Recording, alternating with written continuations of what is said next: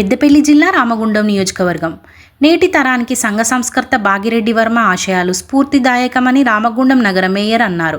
భాగిరెడ్డి వర్మ జయంతి పురస్కరించుకుని రామగుండం నగరపాలక సంస్థ కార్యాలయంలో శుక్రవారం నిర్వహించిన కార్యక్రమంలో ఆయన చిత్రపటానికి పూలమాల వేసి నివాళులర్పించారు. ఈ సందర్భంగా ఆయన మాట్లాడుతూ సమాజానికి భాగిరెడ్డి వర్మ చేసిన చిరస్మరణీయమైన సేవలను ఎప్పుడు గుర్తుంచుకొని ఆయనను ఆదర్శంగా తీసుకొని అందరం కలిసి పనిచేద్దామని అన్నారు.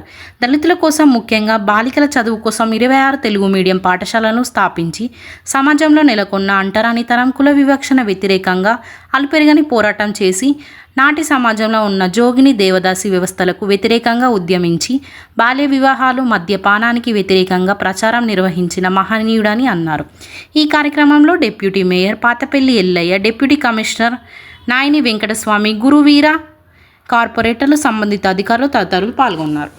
భాగయ్య గారి జయంతిని పురస్కరించుకొని ప్రభుత్వం అధికారికంగా నిర్వహించాలనే ఆలోచనతోటి గత సంవత్సరం నుంచే ప్రభుత్వం అధికారికంగా వారి జయంతి వర్ధంతి కార్యక్రమాలు నిర్వహించడం జరుగుతూ ఉన్నది.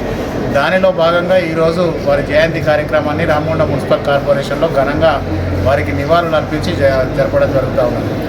భాగ్యారెడ్డి వర్మ గారు ఒక దళిత పేద కుటుంబంలో పుట్టి ఉన్నతమైన చదువులు చదువుకొని ఆ రోజే నిజాం కాలంలోనే వారి సంస్థానంలో పనిచేస్తున్న తరుణంలో అప్పుడున్న దళితుల మీద జరుగుతున్న అఘాయిత్యాలను కానీ, దళితుల మీద జరుగుతున్న నేరాలకు, ఘోరాలకు కానీ వ్యతిరేకంగా ఆ రోజే ఉద్యమం జరిపిన గొప్ప నాయకుడు భాగ్యారెడ్డి వర్మ గారు.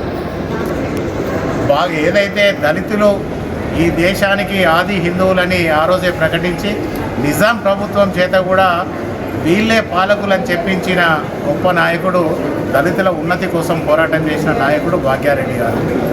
అలాంటి భాగ్యారెడ్డి గారు ఒక దళిత కుటుంబంలో పుట్టి, రెడ్డి అంటే వాళ్ళు రెడ్లు అనేది ఒక పాలకులు అనే ఆలోచనతోటి ఆ రోజు తన పేరు చివరన రెడ్డి అని వారే పెట్టుకొని, ఏదైతే ఈ దేశానికి ఆది హిందువులే పాలకులు కనుక మేము పాలకులం కనుక నా పేరు చివరన కూడా రెడ్డి ఉండాలని నిర్ణయించుకొని వారు ఆ రోజు వారి పేరుకు భాగయ్య అనే పేరుకు భాగ్యారెడ్డిగా వారు ప్రారంభించుకున్న సందర్భాన్ని మనం చూస్తూ ఉన్నాం. ఆ రోజే దళితుల కోసం, పేదల కోసం, దళితులు చదువుకుంటేనే ఈ దేశమంతా బాగుపడుతుందనే ఆలోచనతోటి దళిత పిల్లల కోసము, ఆడపిల్లలందరి కోసం దాదాపుగా ఏదైతే నిజాం సంస్థానంలో పనిచేసిన కాలంలోనే దాదాపుగా 26 పాఠశాలలు ప్రారంభించి ప్రతి దళితుడు కూడా చదువుకోవాలనే ఆకాంక్షతోటి గొప్పగా ఆలోచన చేసిన వారు చిరస్మరణీయులని చెప్పేసి ఈ సందర్భంగా తెలియజేస్తాము.